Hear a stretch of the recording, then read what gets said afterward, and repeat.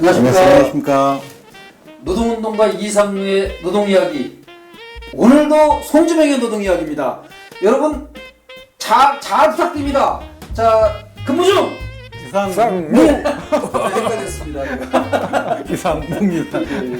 자, 이제 그 근무 중 이상무에서 또 정말 송주명 교수 첫 회 때 뽕을 뽑기로 했는데 진짜 뽕을 뽑고 있어요. 네, 사실은 워낙 물어보고 싶은 것도 많고 알고 싶은 것도 많고 이 게을러서 그걸 다 읽어보고 했으면 되는 거를 또 그리고 이 시간에는 제가 저 안다고 안 물어보면 그렇잖아요. 이 시간은 경기 도민을 또는 그렇죠. 이상무의 노동 이야기를 시청하시는 분들이 그렇죠.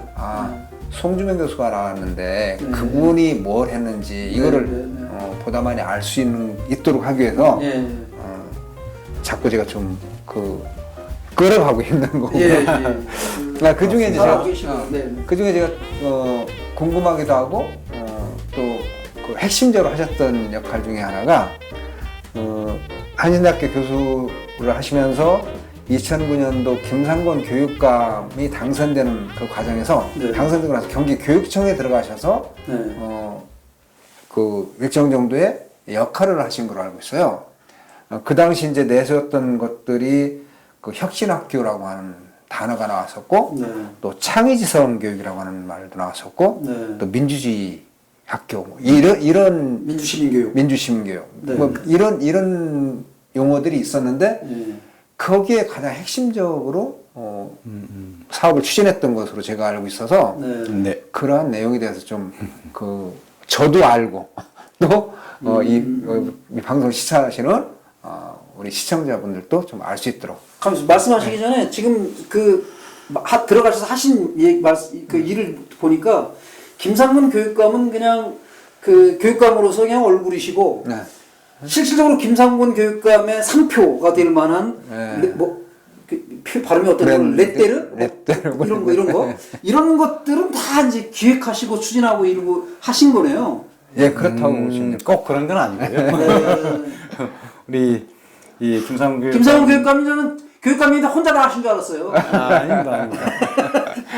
우리 김상곤 교육감님은 전반적으로 어쨌든 그 교육에 대한 방향 설정이라든지 근데 혁신교육에 대한 기본 방향 설정, 철학 이 부분들은 굉장히 분명하신 거고요. 그 전반적인 방향 기조 아래에서 지금 우리 시대를 좀 깨뚫고 갈 수 있는 교육 정책이 뭘까 하는 것들을 할 수밖에 없었던 것이고 이러이런 방향 설정 하에서 안을 만들어서 보고 드리고 그러면은 그 부분들에서 여러 가지로 뭐 피드백을 주시고 그럴 수 있으니까 꼭 이게 이런 뭐 혁신학교님 뭐 이런 이 작업 과정들이 이게 송주명의 작품이다 이렇게 꼭 말씀드리기는 좀 어렵겠죠. 김상곤, 송주명 작품 뭐 이렇게 그런 겸손함이 있어서 송주명이즘. 어쨌든 그래서 지난주에 여쭤본 거는 이제 그 창의지성 교육에 대해서 얘기를 여쭤봤는데 이제 창의지성 교육 하나만 말씀하시는 게 아니라 그거 다 엮여 있는 것 같아요. 지금 경기도 교육청 들어가셨을 때 한 3가지 정도 엮여 있는 그걸 뭐 넘나들면서 말씀해 주시면 좋을 것 같고요. 네, 알겠습니다. 지금 생각해 보면은 김상곤 교육감님이 2009년도에 보궐 1년째로 1년 2개월짜리인가 그렇죠. 그렇습니다. 근데 그때는 1년짜리 보궐을 통과해 오셨다고 그래서 도교육청에서 아무도 제대로 된 교육감 대접을 안 해드렸죠. 그렇죠. 그래서 사실은 얼마나 그때 싸늘했는지 모르겠어요. 저는 그 판을 만드는데 좀 그 역할을 한 사람인데. 그죠? 근데 어쨌든 1년 하시고 그 다음에 잘 아시겠지만 2010년도에 재선하고 2014년까지 한 텀, 딱 2텀 하신 거죠. 그러니까 지금 얘기로 하자면은 뭐 재선하신 건데 구태야. 근데 결과적으로 보면 이제 5년 정도. 그렇죠. 근데 1년은 어차피 이제 워밍업 하는 그런 기간이었으니까 사실은 4년 기간인 거죠. 그래서 이 4년 기간 실질적으로 또 이렇게 확대해서 5년 기간이라는 것을 이렇게 돌이켜 생각을 해보니까 그 기간이 사실은 너무 짧더라고요. 짧은데 어떻게든 최선을 다해서 필요한 교육혁신에 대한 좀 대안들은 좀 제시를 하지 않을 수가 없었다. 이렇게 생각합니다. 그래서 사실 저도 초중등 교육에 대해서는 그때 이제 민교육 활동도 한참 열심히 하고 그럴 텐데 근데 초중등 교육에 대해서는 잘 몰랐죠. 몰랐는데 저는 김상훈 교육감님이 어떤 민주화를 위한 전국교수협의회라든지 이제 이런 데서 어떻게 보자면은 쭉 앞서 나가신 길이 뭐 제가 그 뒤를 지금 따라갔다 뭐 이렇게 따라가고 있다 그 말씀 아까 드렸습니다만은 롤모델 비슷하게 돼 계신 분이고 그래서 김상훈 교육감님이 사실은 교육감을 나가신다고 그래서 아이고 제 양반이 초중등 교육을 잘 모르시는데 그래서 걱정도 되고 그런데 어쨌든 정책을 한번 좀 고민을 해보라고 좀 말씀하셔서 그때부터는 어떻게든 고민하지 않을 수가 없는 겁니다. 그래서 고민한 끝에 첫 번째 물론 이제 무상급식도 있고 뭐 그렇습니다만 저 중심으로 말씀드리면 첫 번째로 드러난 게 어쨌든 공교육이 지금 여러 가지로 당시로 하자면 특공교육 문제도 많고 그랬잖아요. 특목고, 그죠? 자사고 당시 막 있어서 이명박 정권 이걸 넘어서서 일반 공교육이 좀 희망과 비전을 좀 가질 수 있다는 걸 보여주고 싶다. 이게 딱 첫 번째였어요. 그러니까 어떻게 보자면 어떤 구체적인 교육에 대한 그 실무적인 고민에서부터 나왔다기보다도 이런 그 시대의 어떤 그 시대적 고민과 그걸 넘어설 수 있는 시대적 근데 시대 정신을 반영할 수 있는 학교의 모습이 뭘까 이걸 고민한 끝에 딱 뭔가 좀 혁신적으로 공교육인데 왜냐니까 우리 대부분의 시민들은 공교육 의지할 수밖에 없지 않습니까? 일반적으로. 그렇죠. 그래서 이 공교육에서 공교육만 의지하더라도 얘들이 좀 똑똑해질 수 있다. 그러니까 사실은 학부모님들한테는 똑똑해지고 애들이 뭔가 좀 지 앞가림을 잘할 수 있다는 요 메시지를 분명히 보여줘야 되잖아요. 당신들 좀 어려우시더라도 교육에서만은 이런 불평등함을 없애서 똑똑하게 만들어 드리겠습니다. 이걸 보여드리고 싶었고 이걸 상징하는 학교가 나중에 이름 붙여졌지만 혁신학교였어요. 이름은 나중에 붙인 건가요? 이름 나중에 왜 우연히 혁신학교가 됐어요. 우연히 혁신학교가 됐어요. 그래서 처음부터 제가 김상훈 당시에 김상훈 교수님의 지휘를 받아서 혁신학교라고 이름을 붙인 것이 아니라 이 뭔가 새로운 희망을 줄 수 있는 그래서 우리 교육희망도 있습니다. 뭔가 공교육 자체로서 희망을 줄 수 있는 새 학교를 보여주고 싶었어요. 모델로 실물로. 근데 이 학교를 뭐라고 이름 붙여야 될지 사실 모르겠고 답답해서 처음에는 에이 모르겠다 새로운 학교? 새로운 학교라면 안 하셨잖아요. 그래? 사람들이 막 미국의 뉴스쿨이라고 그러니까 고개를 갸우뚱거리면서 그다음에 제가 어휴 역시 선배님 제가 당시 뉴스쿨이라고 이름을 붙였습니다. 그래요? 뉴스쿨이 뭐냐 시민들이 새로운 이런 불평등 사회 속에서 희망을 가지는 새로운 공교육이단 말이야. 공교육 학교다. 보여줄 거다.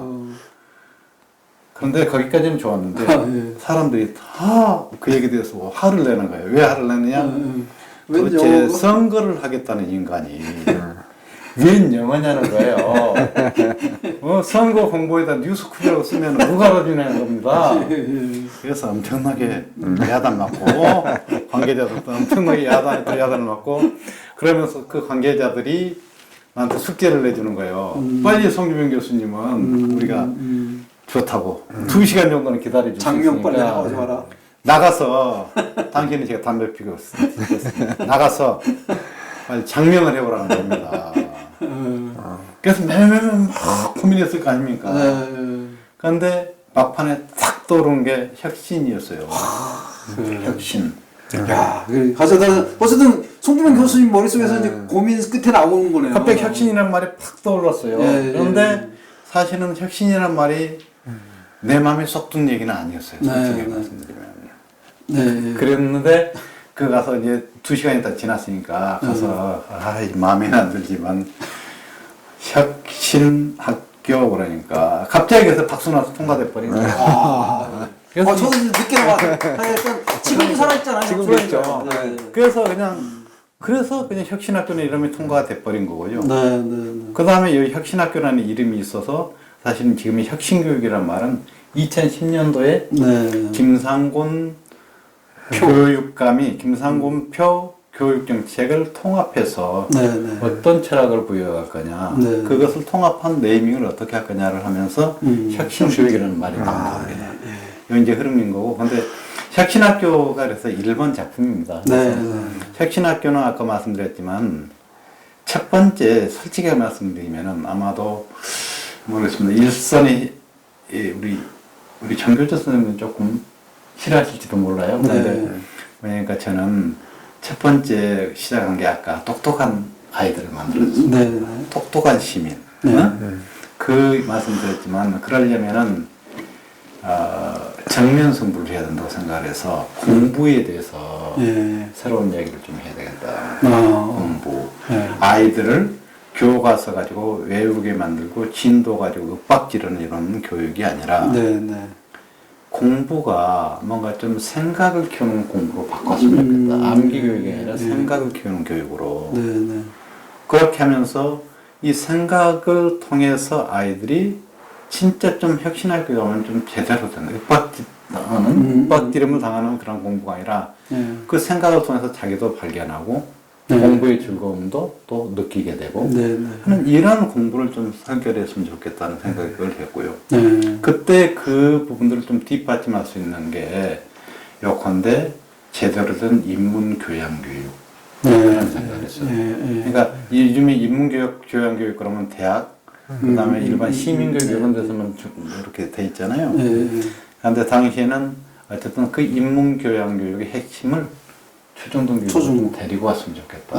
이런 생각이었습니다. 그래서 혁신 단어 싫어하셨다 그러는데 거의 그 정도면 혁명인데요, 정말. 그래서 사실은 이걸 할 수 있는 학교가 어디 있냐. 그래서 대안학교 같은 것도 좀 보고 그랬는데 물론 대안학교 애들 중에서 비슷한 것들을 하는 경우도 있었지만 제일 가까운 게 막 그냥 쉽게 설명을 해야 되니까 제일 가까운 게 이유학교가 있는 거예요. 성남.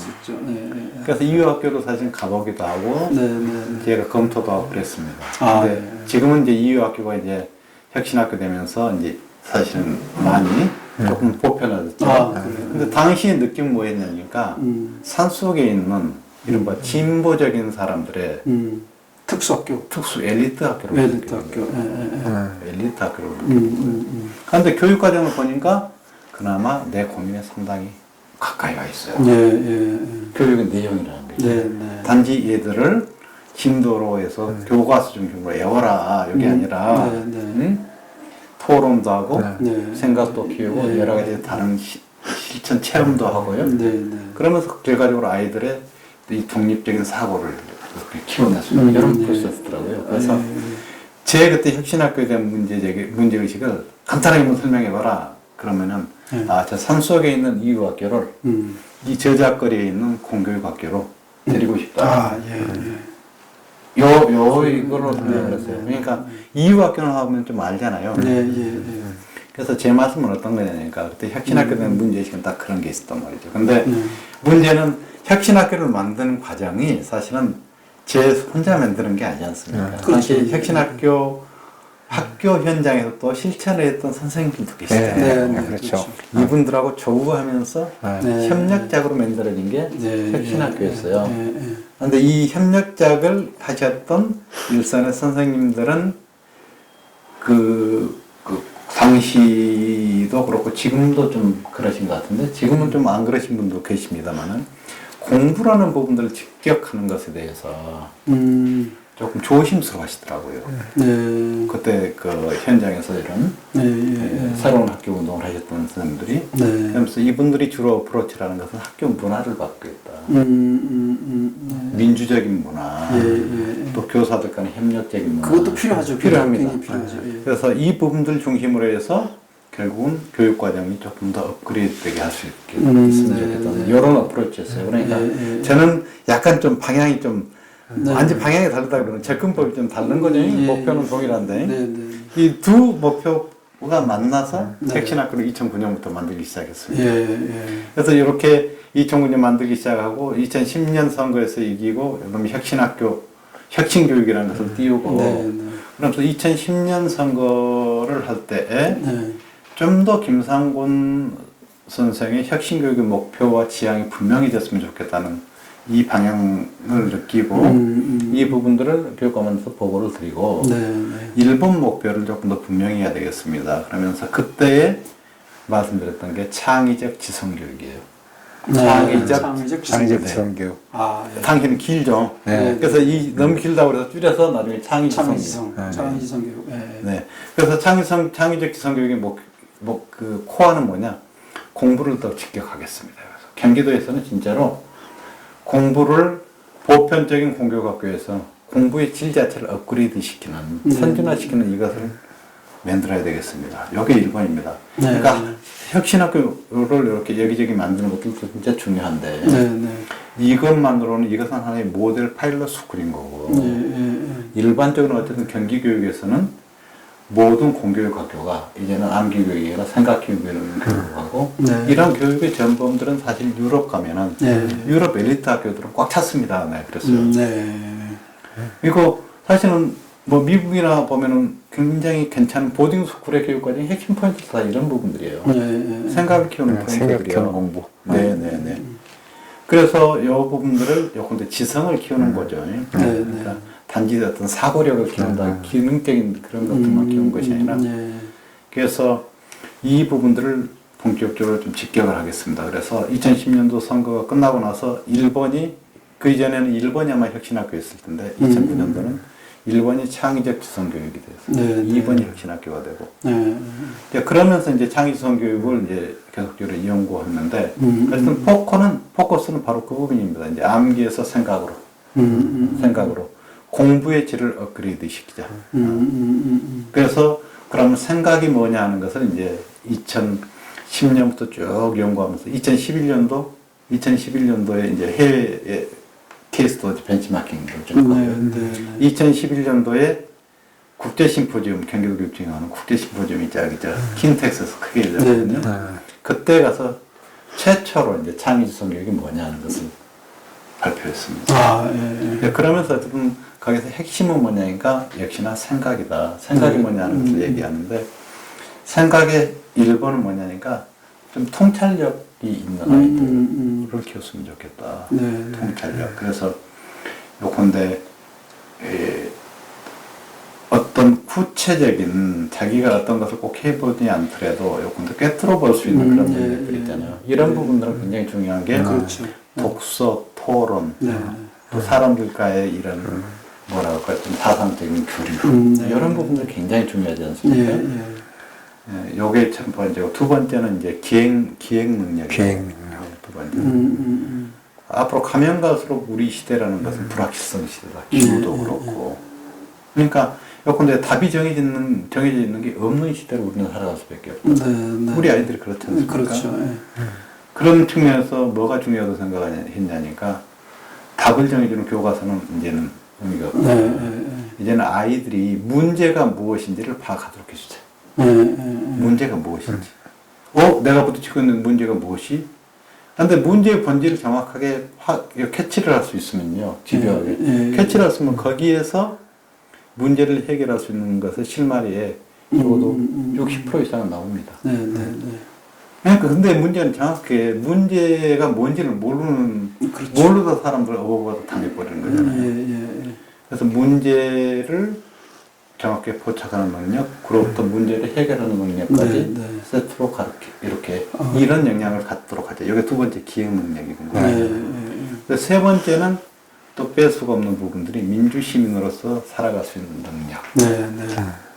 요거는 또 세 번째 생각의 범위를 넣습니다. 그래서 이걸 뒷받침할 수 있는 텍스트를 교과서가 이렇게 종합적으로 이걸 뒷받침할 수 있는 교과서가 만들어지면 좋은데 저는 이런 종합적인 교과서를 만드는 게 꿈입니다.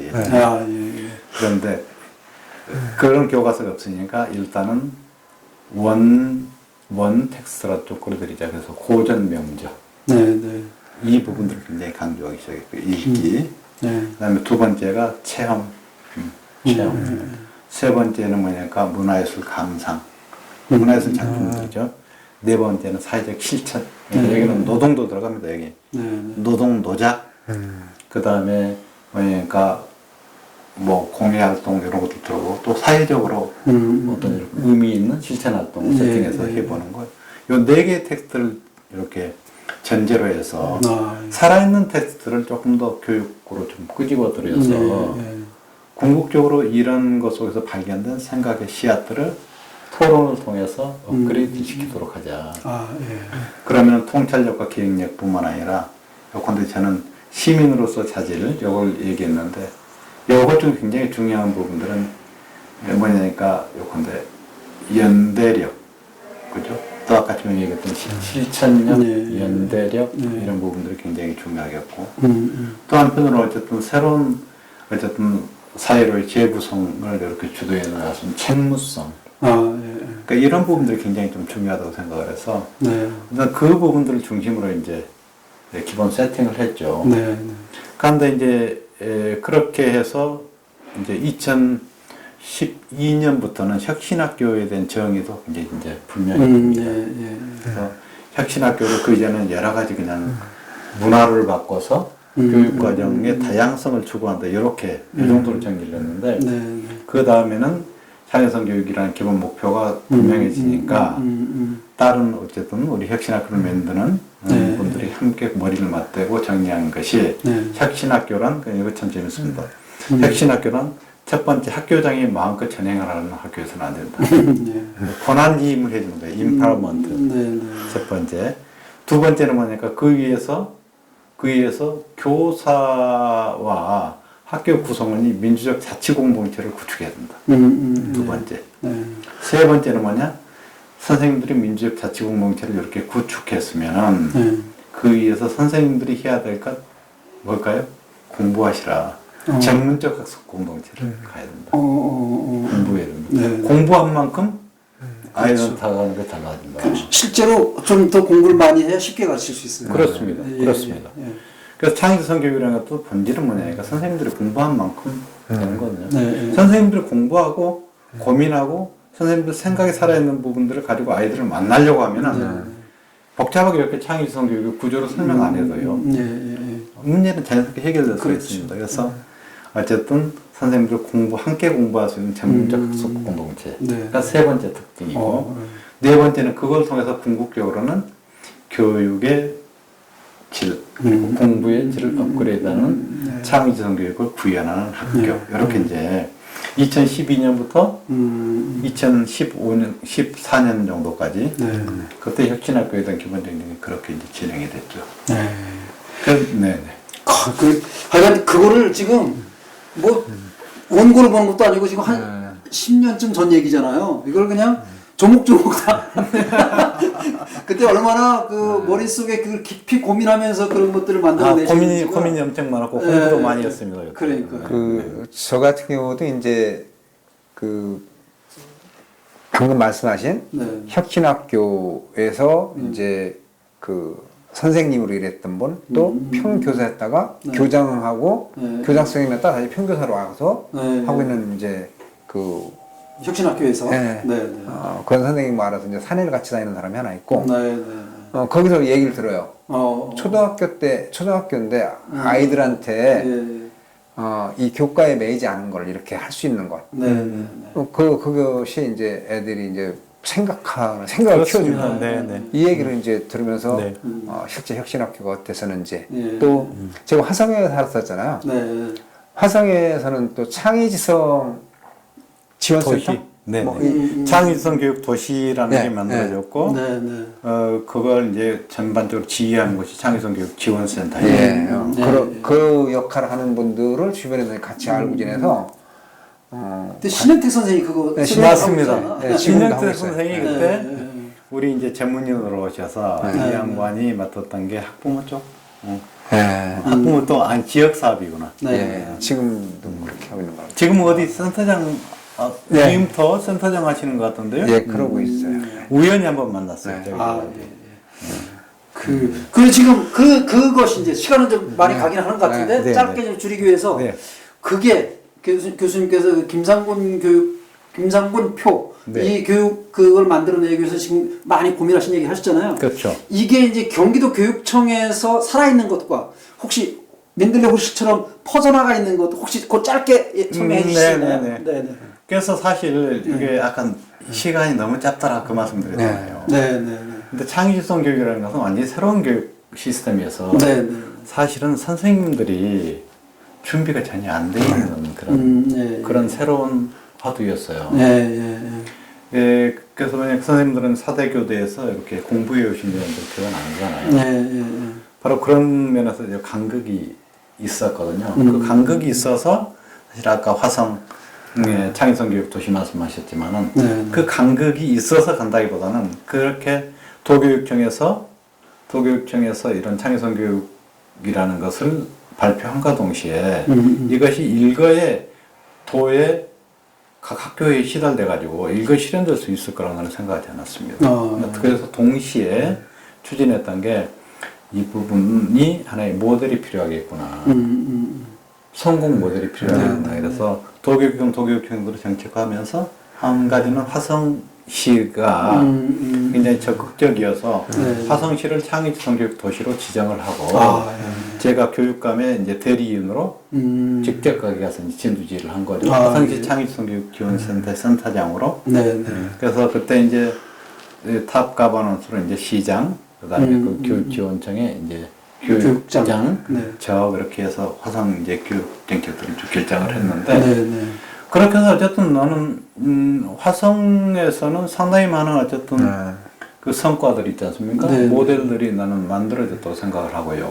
한편으로는 사실은 우리가 경험해 보지 못했던 그 여러 가지의 최첨단 지점까지 연구라든지 제반의 그 문제의식 설정들을 학교와 공유한다든지 하는 부분들을 이렇게 밀어붙여갔다고 생각을 해요.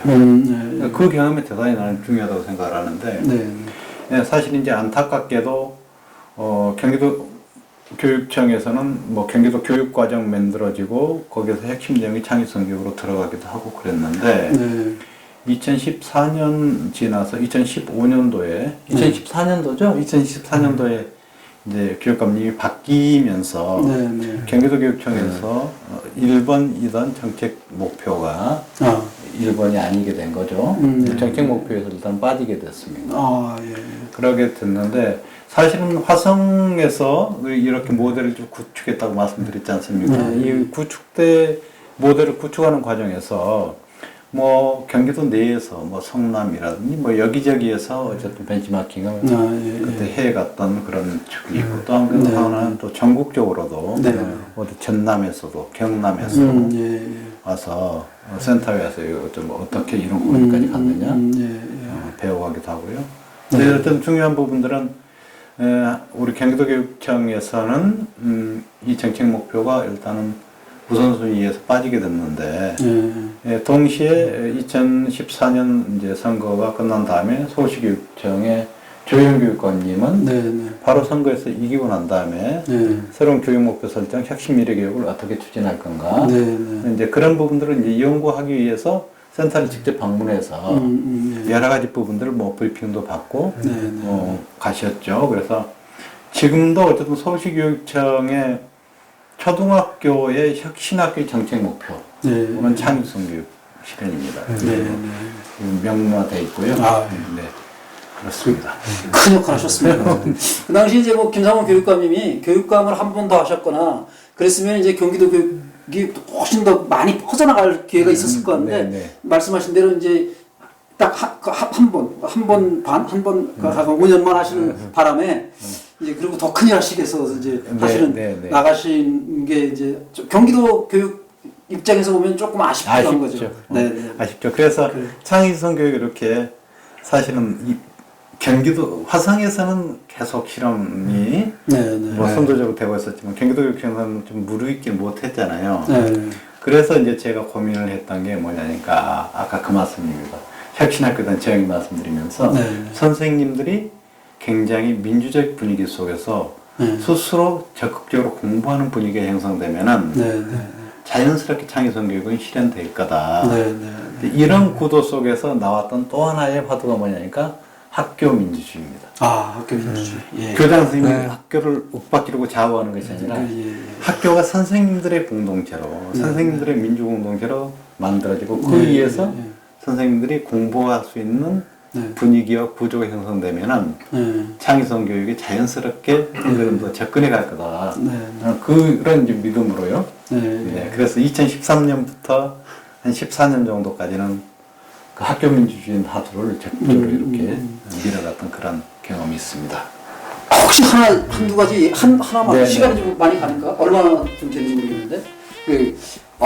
그래요? 그러면, 30분이나 됐어요? 어이구야. 다음 거는. 옛날 얘기하다가. 아니, 실제로 경험하신 얘기니까 생생하고 그래서. 제가 물어보고 싶은 게 있었는데 다음에 하는 걸로 하고요. 여기까지 시청해주신 여러분께 감사드리고요. 노동운동가 이상모의 송주명의 노동이야기 여기서 마쳐주겠습니다. 근무 중! 이상무!